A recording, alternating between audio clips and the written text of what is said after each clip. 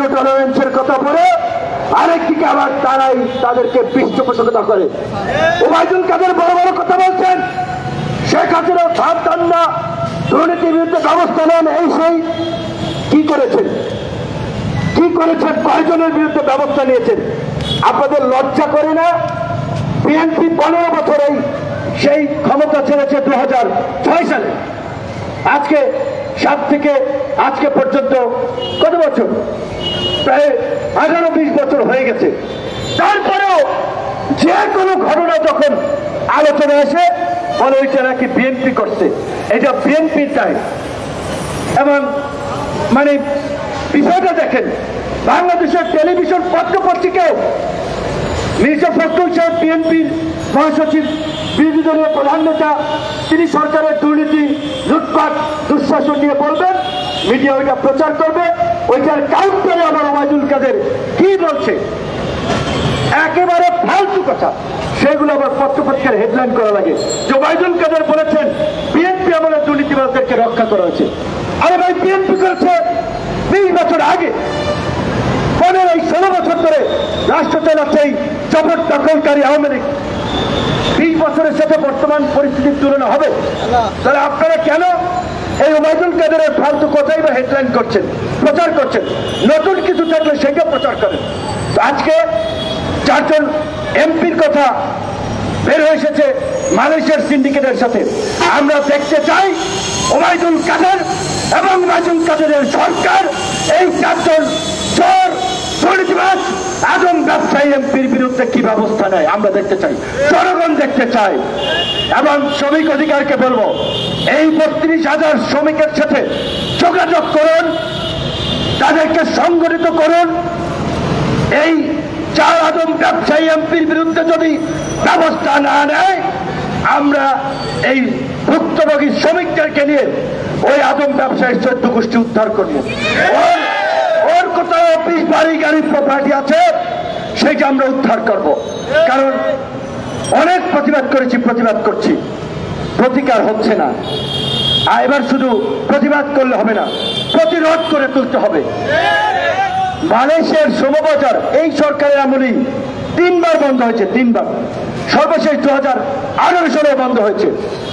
সরকারের টনক নড়বে না? একটা আহাম্মকি সরকার, একটা অপদার্থ সরকার, একটা ধ্বজভঙ্গ সরকার। এই জন্য বলছি যে দেখেন, মালয়েশিয়ার মতো বড় একটা শ্রমবাজার আজকে জাতিসংঘ যখন মালয়েশিয়াকে বলছে, বাংলাদেশকে বলছে, আইএলও বলছে যে এখানে শ্রমিকদের সাথে প্রতারণা করা হচ্ছে, তাদের সাথে অন্যায় অবিচার করা হচ্ছে, তারপরেও তারা এগুলো সমাধানে কোনো আগ্রহ দেখায়নি এই পর্যন্ত। মালয়েশিয়ার শ্রমবাজারে তারা 9টা দেশ থেকে শ্রমিক নেয়। কোন দেশ মালয়েশিয়ার এই রকমের অযৌক্তিক শর্ত মানে নাই যে তারা স্পেসিফিক কয়েকটা এজেন্সিকে কাজ দিবে, তারা বাংলাদেশ থেকে লোক পাঠাবে। এইটা করেছে সত্যিকার অর্থে নিজের জাতি ভাই, তো লজ্জা লাগে। আমাদের বাংলাদেশিদের মতো ইতর, ছেঁচড়া, দুর্নীতিবাজ, 2 নাম্বার পৃথিবীর আর কোন দেশের মানুষ আছে বলে আমার মনে হয় না। কষ্ট নেন না, ওই কাতারে তো আমিও আছি, কারণ আমি তো আপনাদেরই ভাই, এই দেশেরই তো নাগরিক।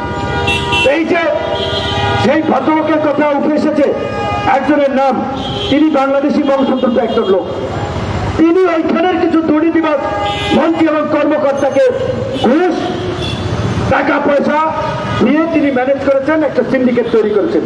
সরকার যদি এটা বুঝাই বলতো যে ভাই এর মাধ্যমে শ্রমিকরা প্রতারিত হবে, আমাদের শ্রমবাজার ক্ষতিগ্রস্ত হবে, তোমরা যদি শ্রমিক নাও, আমরা সরকারিভাবে তোমাদেরকে যে সমস্ত ভালো এজেন্সি আমরা লিস্ট দেব, তাদের কাছ থেকে নিতে হবে, তাহলে কিন্তু এই সিন্ডিকেটটা হতো না।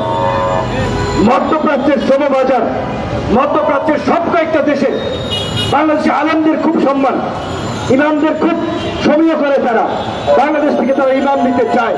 কিন্তু এই দুর্নীতি, লুটপাট, এই সিন্ডিকেটের কারণে আজকে মধ্যপ্রাচ্যের শ্রমবাজারও আমরা হারাচ্ছি।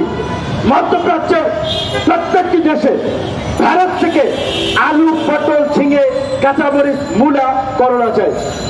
বাংলাদেশের মতো একটা ওভার পপুলেটেড কৃষি প্রধান দেশ, আমরা যদি ওদের সাথে সম্পর্ক তৈরি করতাম আমরা এই বাজারটা ধরতে পারতাম। কিন্তু যারা ক্ষমতায় আছে তাদের কি জনগণ, রাষ্ট্র, দেশ এগুলো নিয়ে কোনো ভাবনা আছে? ভাবনা থাকলে তো আজকে দেশের এই পরিস্থিতি হতো না।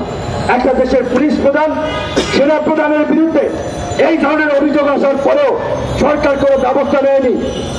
কালের কণ্ঠে পত্রিকা বেনজিরকে নিয়ে নিউজ করেছে প্রায় 1 মাস, ব্যবস্থা নেয় নাই।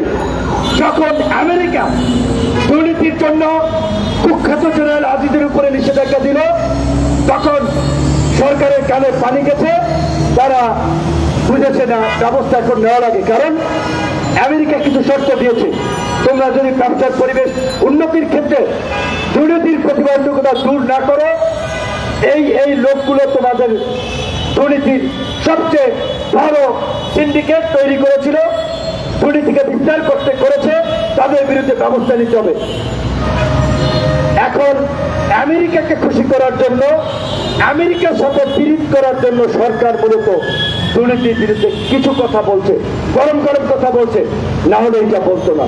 তো কাজী আমি এই কথাই বলে আপনাদের জনগণকে, রাজনৈতিক দলের নেতৃবৃন্দকে বলতে চাই, আমেরিকা, ইউরোপ, ভারতে কে ক্ষমতা আসলো কে গেল, এইটার দিকে মাথা না ঘামাইয়া আমরা যারা গণতন্ত্রের জন্য, সুষ্ঠু নির্বাচনের জন্য আন্দোলন করছি, আমাদের দৃষ্টি জনগণের দিকে থাকতে হবে।